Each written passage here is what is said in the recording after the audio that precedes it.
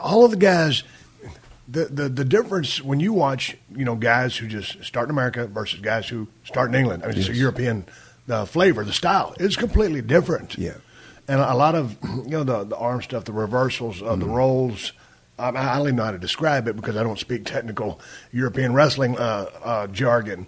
But it's always interesting to see, and you can see a lot of your influence, or at least some European influence in Daniel Bryan, who can do a lot of that stuff. Yeah. And obviously he's having a great run right now, and I know you guys are really good friends. But why is it that you guys were just do you want to know what I think it is? I've tried to figure it out. Yeah, I mean, you know what I'm trying to say. First thing starts with the rules. The first thing starts with the rules. An open punch, you were disqualified instantly. Okay, and y'all enforced the rules. Enforced the rules. Go. So that's where the uppercuts come in. Right. That was where it was like strikes and uppercuts. That way. The next thing that I think it comes from is the technical stuff.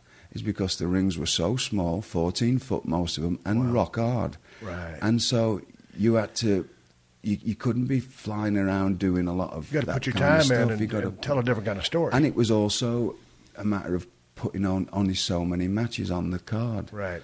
Most cards used to only have 4 matches. Right. So everybody had to put time in. And it was just the way that it started with the rounds. The rounds were already in place. Yeah. Well, it just seemed to be that way. Because, I mean, believe me, I'm the big protector of British wrestling. That's what I do and try and keep it. But if you go back and watch a lot of it, was rotten. There was incredibly good, brilliant technical wrestlers. But most of the big stars weren't technically sound. Really? But it's funny because when I saw you come to the United States, I could watch you go out with a guy who'd really literally been in a business for a couple of months. And as long as you could hang onto that guy's arm and put yourself in reversals and come out of it and go down and do the things with him, I mean, you could take a guy who was green as grass and have a pretty damn good match with him due to all that knowledge. Due to that stuff. Well, there was several different types of wrestling in England. There was every weight class had a championship belt. Right. So you had your lightweights, middleweights, mid-heavyweights, heavyweights. The lightweight guys were Johnny Saint and Steve Gray.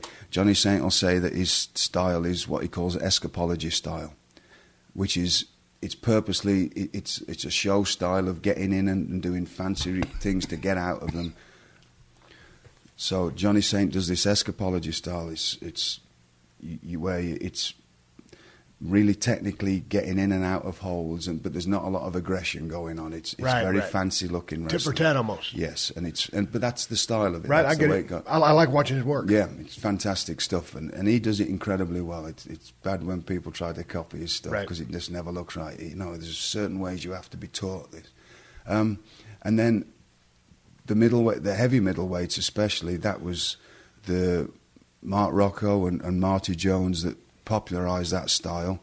I mean, would you describe that as a technical high-speed cruiserweight style? Yes, that's where it all started. Battering ram type stuff too. I mean, incredible, yeah. and anybody stuff that would translate to Japan. Yeah, well, it was taken to Japan, and people get it all mixed up and say that it was Tiger Mask that started that and Dynamite. It wasn't. Right. You go back and watch Marty Jones and Mark, and I say this a lot, but you go back and watch them from 76, 77, 78.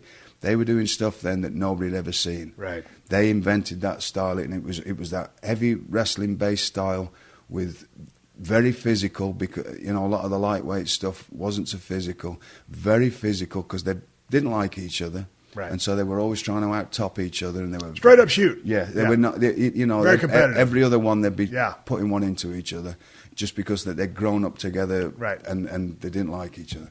And they evolved this style, and then Dynamite came along when he was a kid, and he had a very technically, incredibly British style. But then he started doing that stuff. Must have picked it up off them. And it went, and then Tiger Mask came to England as Sammy Lee in the late 70s, and he had his own style, but and it was all this mixture of styles. But they were the ones that Mark and Marty were the two that set it all off.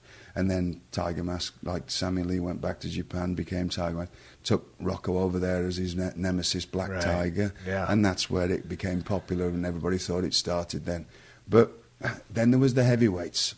Now there was the show heavyweights, the Big Daddy and the Giant Haystacks, which were the big monsters and stuff. But then there were the very incredibly sound, technically skilled heavyweights. But they weren't big stars in England. They were the ones that went overseas because they were in demand in Germany and Africa and India, and that they were. And they wanted to see the more work aspect rather than the attraction guys like Haystacks and Big Daddy. Yeah, and so you wouldn't these heavyweight guys that I became a part of, they were basically trunks and boots guys with short haircuts, technicians that could go, and they were in demand all over the world because they could bring these guys in. Yes. And that was it, and work with anybody and put anybody in and out of things and make them look like they could wrestle, whether they could or couldn't, which was a big skill to have. And they were always in demand, and they always had a lot of work, because the thing was, what you wanted to be if you were in England, if you were heavyweight, you wanted to go to Germany.